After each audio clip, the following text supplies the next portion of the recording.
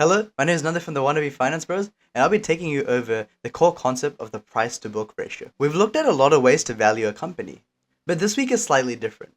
We're not looking at a valuation, but instead we're looking at a reality check. The price to book ratio is a good measure of how grounded a company really is. What this ratio is the market value per share over the book value per share. But you may be asking, what is a company's book value?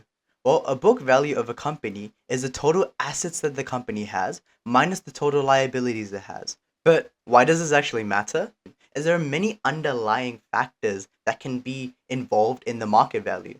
Investor sentiment or even just like short-term supply chain headline can often impact the share's price. Whereas a company's book value never really changes from any of these underlying factors, as it is the true value of what it would be like if the company was to liquidate today.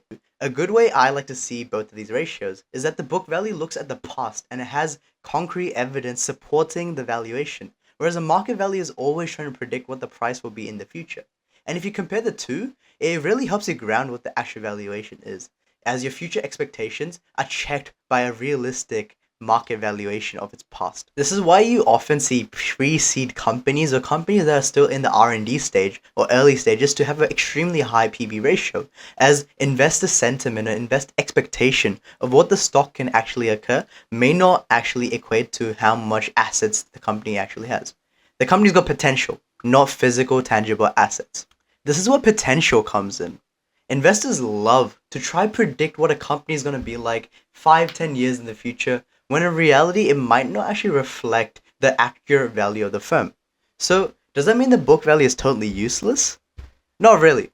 The book value can be used to help you ground your expectations for the company. If you think the company is really new and it might have good potential in the future to go in like 10x your stock value, then yes, you can invest in it. But it also is important to see what the book value and what assets the company actually has to make sure that you don't end up losing all your money. So that's the PB ratio all wrapped up. It's an underrated tool which can help you as an investor understand whether the stock is actually grounded or if it's all just in your head. Thank you for watching, and I'll catch you guys next time.